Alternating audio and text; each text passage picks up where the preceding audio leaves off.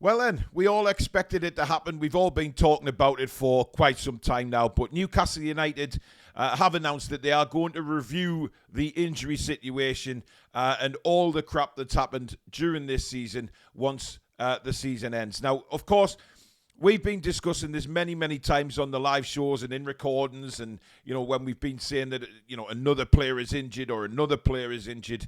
And we've always said that something has got to be done in the summer regarding this, because it's getting outrageously bad now. We've seen more injuries happen at the weekend, of course, against West Ham. Livermore with a freak ankle injury. I mean, but we're talking about Lascelles here with the knee injury, another ACL, another 6 to 9 months out for another player. He follows the injury, of course, to Sven Botman.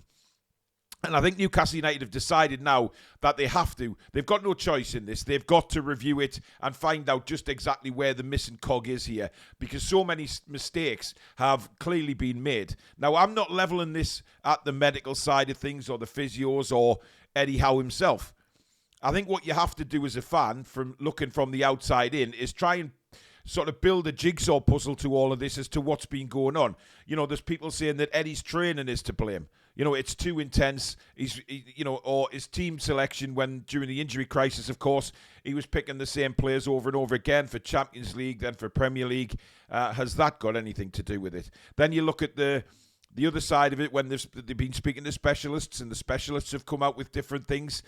Certainly Sven Botman admitted last week, he was told one thing from a certain amount of specialists, and Newcastle were told very much different from other specialists. So you can see there is a problem in this sort of line of procedures with injuries. And we've seen it now over numerous occasions with numerous players coming back too soon, maybe the likes of Murphy and Joe Linton, to name just two. The incident with Gordon at Chelsea in the Carabao Cup when he was clearly injured after a couple of minutes but stayed on the pitch. We've seen that happen. And again, Jamal Lascelles came back on the pitch on Saturday when we all knew that his game was done. He was in absolute agony. He signalled over at the bench shaking his head and screaming to come off. So there is a procedural problem here. And I'm not going to sort of lock it at anyone's door. I know many people were annoyed when the situation with Botman happened last week. Many people came out in the comments to various videos that we'd done on it and made sure that their anger was towards Eddie Howe. Some then aimed it at, obviously, the physios and the medical team. Some aimed it at the specialists themselves who were reviewing these injuries. How was Sven Botman allowed to play 2 games with an ACL? How on earth did he get through them games, more to the point? So there is a lot to go through here and a lot to review. And I think Newcastle United are doing the right thing. And I think us as fans have to appreciate that. They have now identified that there is a problem here, and they are going to deal with it in the summer. It's pointless dealing with it now. The more important thing now is to finish the season as strongly as we possibly can. But behind the scenes, there is clearly an issue with injuries. And I've had a go at various people throughout the season, but I'm not going to do that now. I'm taking a more of a step back approach and looking at it in more detail, thinking, right, there clearly has been a problem that has been identified, and the club will look at it. So I'm not going to throw it at anybody's door. I think everybody probably will admit that they could have done better with regards to injuries. Now, I'm not saying anything about how the injuries occurred here. I'm saying after the injuries happened, the procedures after that have been a little bit mixed up and a little bit wrong. But to blame people for getting injured in the first place, I think, is a little bit strong, because, look at Livermore on Saturday. He simply just went over on his ankle. Lascelles, there was nobody around him. He got his studs caught in the ground. These injuries are just freak injuries. But I think it's more to do with the procedures after the injuries happened that the club are going to look at. And for me, it's a very, very good move, and I'm pleased they've announced that because now we can take a step back as fans and understand that things are going to happen behind the scenes during the summer as to what's gone on with the injuries. But let me know in the comments down below, is there anybody you firmly aim the blame at for what's happened this season with injuries? Or is it just a case of, like I've said, freak injuries, and there's just a problem through the procedural course of action once a player is injured? Let me know in the comments down below. Now, this name has certainly come right out of the blue when we're talking about directors of football, and that is none other than Paolo Maldini. Now, Maldini, if you don't know, was a wonderful, wonderful footballer. He had a wonderful left foot. He was an incredible left back and an incredible football player. Represented Italy on numerous occasions. He's a legend, an absolute legend, not just in Italy, but in football in general. And now he is being, touted as a possible next director of football for Newcastle United. I mean, you think about this. The players that Paolo Maldini could attract to Newcastle United is just, it's right out there. You know, the name, the contacts that this guy has, it would be an incredible appointment for director of football. Now, obviously, Mitchell, who we did on one of our director of football live shows, we highlighted him. I think he was the first one we did. He is very, very, very high up in the list still. No doubt about that. And I think between all the names that have been banded around for director of football, for me, Mitchell is up there, and so is this guy, Paolo Maldini. It just, his name just rings football. It just rings football. Whatever you think, whatever you know about football, Paolo Maldini has been there, done it, and won it. And as a director of football, his contacts, his football and know-how and knowledge would be an incredible advantage to Newcastle United. There's no doubt in my mind about that if somebody like Paolo Maldini was to come in as director of football, it would take us to the next level. You know, we've been crying out saying, right, what are we going to do to take us to that next level if we don't, for whatever reason, make Europe next season? Somebody like him coming through the door as director of football softens that blow. And I'll tell you why. Because the players that he will be able to attract, despite not being in Europe, would be a lot stronger than what we could get with another director of football and not be in Europe. This guy has it all, and he has this legendary status that he fully deserves because he had a wonderful, wonderful footballing career. And as a director of football for any football club that he would go to, you can see the positives of getting somebody like him through the door. Now, do I think Paolo Maldini would come cheap for director of football? Absolutely not. I think we'd have to pay him a bloody fortune to get him. But the fact that there's more than one source reporting this over the last couple of days and over the weekend, there is no smoke without fire here. And I genuinely believe Newcastle are taking a very, very close look at Paolo Maldini.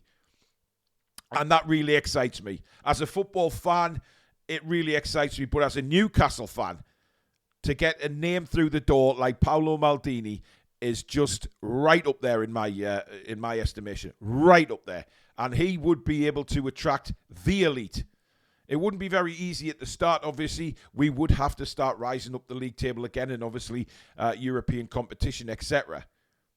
But to help us get to where we want to be as an elite football club, for PIF to get to where they want to be, then appointing somebody like Paolo Maldini, it's a hell of a forward motion to do that. So I'm right behind this. I am fully behind this. I'm very excited about it.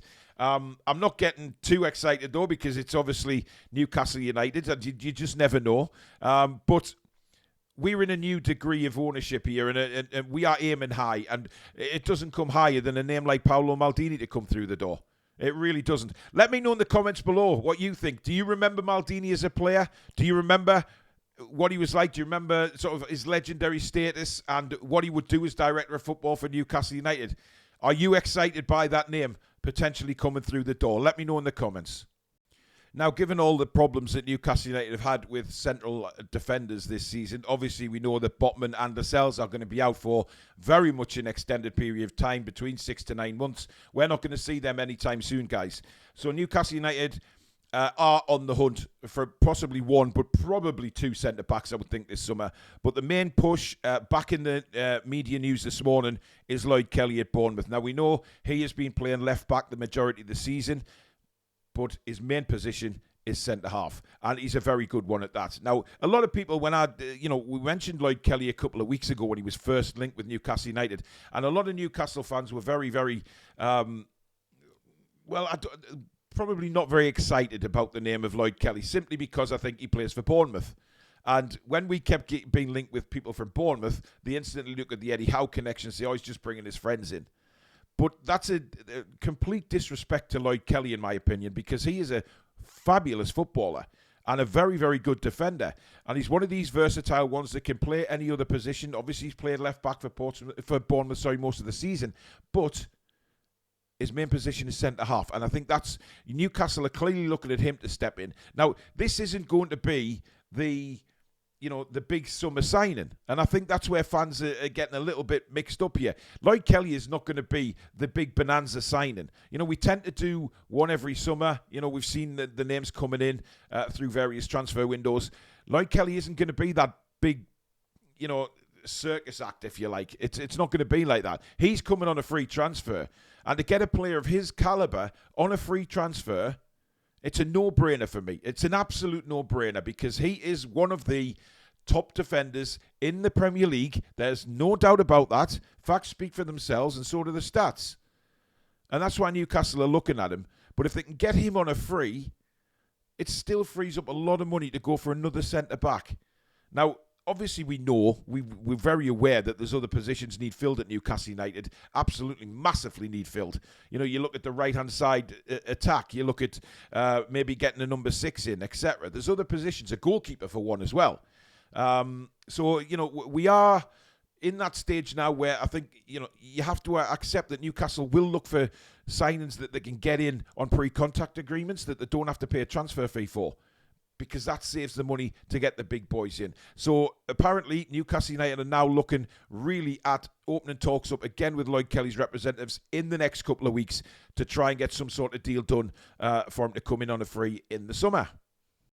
And finally, guys, speaking of goalkeepers, as you can see there, Aaron Ramsdale is back amongst the media again, linked with Newcastle United. Now, I genuinely believe we do need another goalkeeper, and I think a lot of fans do. Yes, Nick Pope will be coming back, but we're not sure what Nick Pope's fitness is going to be like next season. Given that this is the second time that he's had a serious shoulder issue like this, can we trust Nick Pope to stay fit? And that's no disregard to Nick Pope, but it's fact. Can we believe that Nick Pope will stay fit? He's a very agile goalkeeper, and throwing himself around, that shoulder has got to be 100%. And, given it's the second time this has happened, there is doubts. Now, obviously, Aaron Ramsdale lost his position as number 1 at Arsenal. To me, I found that astounding because I didn't think Aaron Ramsdale particularly did anything wrong to be dropped. I think he's a very, very good goalkeeper. Now, you could question, would Ramsdale be coming in as number 1 above Nick Pope or as number 2 underneath Nick Pope? So, for me, I think it would probably start off like that, as Ramsdale would be second in line to Nick Pope because of Nick Pope's fantastic performances that he's given us since he's been here. He deserves that. Now, as for Dubravka, I think everybody knows that most of the guys on this channel think exactly the same, is that we can't trust Martin Dubravka. He's an excellent shot stopper at times, but then you look at the game against West Ham and you look at the goals that were conceded. The second one, whether you think the free kick should have been taken or not, he should have saved that. I've looked at it numerous times. But what concerns me most about Dubravka is his decision-making coming off his line. When that ball is played over the top or through the middle, Nick Pope is there. And the times that we've seen Karius in goal for Newcastle, Karius is there. But Dubravka, he comes out, he stops, he goes back. And there's numerous times on Saturday, you can go back and watch. He comes out, he stops, he goes back. Many, many times. You can see it. It's there for all to see. And that creates doubt amongst his defenders as well. And obviously, he's not in any decent position to save the shots. When Bourne went through early in the second half on Saturday, Dubravka should have been miles off his line. He should have been way out. But the decision for Bourne was a lot easier because he's got more of the goal to aim at because Dubravka's so far back on his line. It's ridiculous. And the goals he's conceded since coming in, yes, you can blame injuries and you can blame all sorts of different things, but you look back at the goals that Dubravka has conceded, look at them very closely, and you'll see what I'm talking about. His decision-making isn't there. It puts doubts in the minds of his back four. And for me, I would have Karius in goal for the rest of the season. I really would. I don't think Dubravka, yes, he's had some good games. Don't get me wrong. He's had a couple of really good games that have kept us in the match at times. You look back to the FA Cup game against Blackburn, etc. So, yes, he has. But on a consistent level, he hasn't. And I think there lies the problem. So I would give Karius a go. But Ramsdale is somebody who he's English. He's a very good goalkeeper. There's no doubt about that. He's obviously involved in the England setup a lot as well. So for me, I would bring Ramsdale in. And I think it creates very, very good competition, certainly between Pope and Ramsdale. Now, I'm not sure who we're going to have kicking around as third goalkeeper next season. Whether Gillespie stays on or not, I don't know. I think Karius will be on his way. But Dubravka will probably be on his way as well, let's be honest. So that leaves Pope and Ramsdale to fight it out. So Ramsdale for me would be a good acquisition, I think. But let me know, again, in the comments, is it somebody that you would look at? But what kind of fee are Arsenal going to want for Aaron Ramsdale? That's going to be the interesting thing, because we can't be going to see him blowing all our budget on a goalkeeper when there's so many other positions desperately need filling in the summer. But let me know what you think. That is it for the news today, guys. I really hope you've enjoyed this Easter Monday news. Thank you so much for watching. If you have enjoyed it, of course, don't forget to hit that thumbs up button. It is incredibly important to the channel that we keep those likes coming in. I can't state that enough. And of course, if you're new and you like what you see, please hit the subscribe button. Come and be part of this wonderful community on the Toon Review. But don't forget to hit that notification bell as well, which will notify you when we upload any videos such as this, or we schedule in our live shows. And speaking of live shows, if you're watching this on Monday, don't forget tonight, 7 o'clock, we have the Newcastle versus Everton preview with myself, Stato, Billy, and of course, Lady Sam. We'll be talking about the game, and how we're going to predict a lineup, I do not know, but we'll try. So join us at 7 o'clock for that. And of course, 7 o'clock tomorrow night is Match Day Live again. Live commentary of Newcastle United versus Everton. So thank you very much for watching, guys. Enjoy the rest of your Easter Monday. Have a cracking day, and we'll see you soon. Take care.